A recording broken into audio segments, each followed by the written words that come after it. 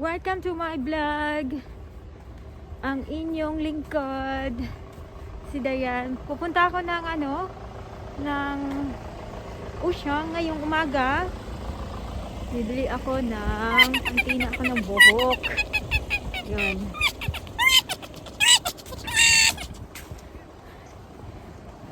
Lockdown na naman sa Paris. Ng 15 days. And yun, parang tatawid na lang ako muna. Wala naman bus dito. Kaya tatawid ako. Yun. Dito sa Paris, nag-declare yung president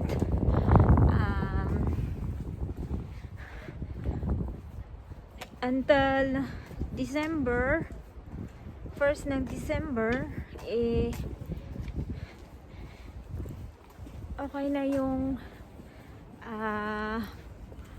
lockdown, pero nag-declare ulit sila ng 15 days again ng lockdown. Kaya sana matapos na itong COVID na ito, na mawala na, kasi ang hirap talaga. Ngayon sarado yung ang mga groceries is open, pero yung mga ano ba yan? Malalaking mall sarado. Yung mga damit sarado yon. Sa mga grocery lang, yun ang bukas. Kaya sana, Lord, sana mawala na po ang COVID. Pagdasal na lang natin po na mawala yung COVID dito sa buong bansa. Dito sa France, dito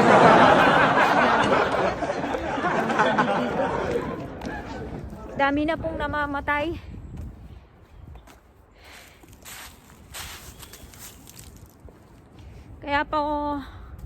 Kaya nakakalungkot isipin na ganito ang nangyari sa atin.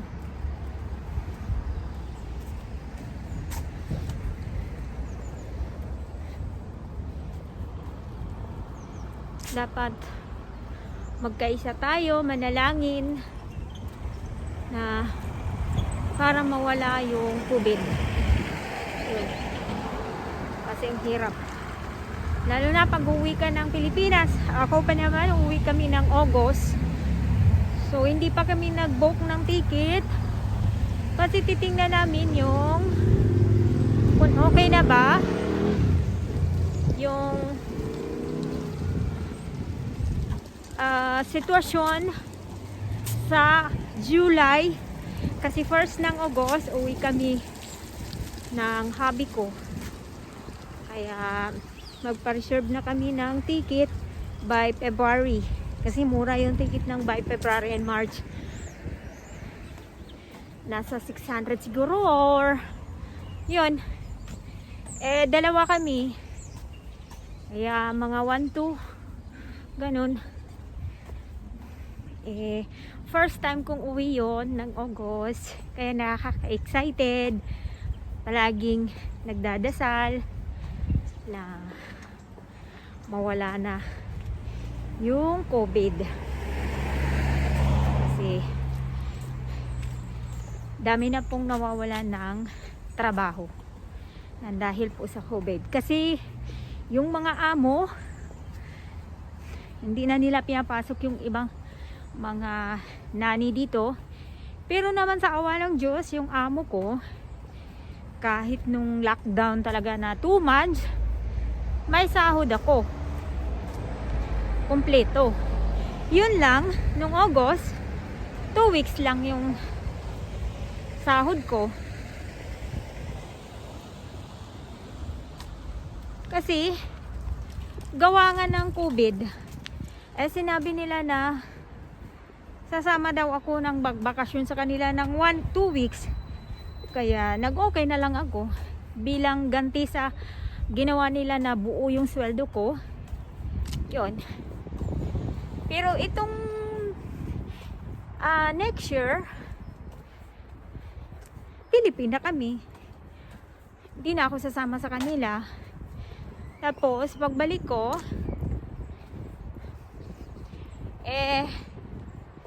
mag-iibang amo na ako. Kaya, bye! Yan. Maraming mga building dito sa amin. Kasi dito sa may Fontenay-sous-Bois, Val de Fontenay-sous-Bois, ang daming HLM dito. Kaya yung maraming mga malalaking bahay, building. Yun.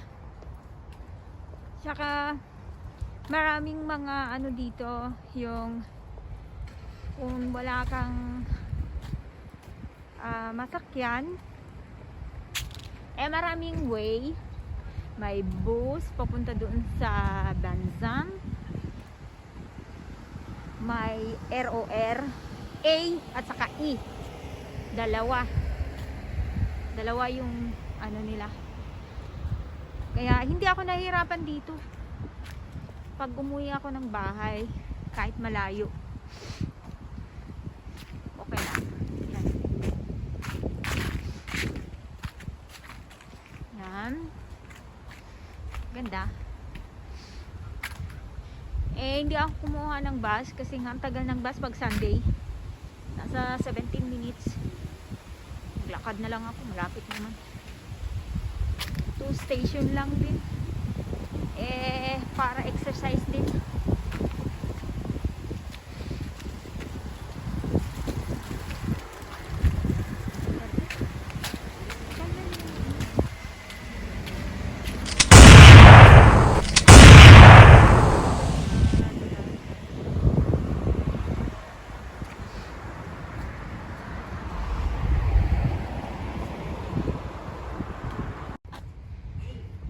Punta ako ng Shanghai.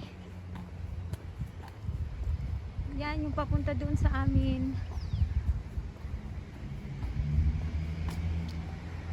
Yan, maganda yung view dito. Ang daming ano.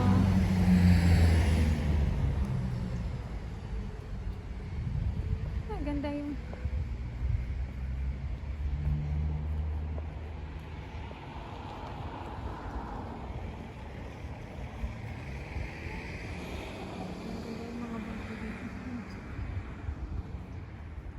stop ng bus.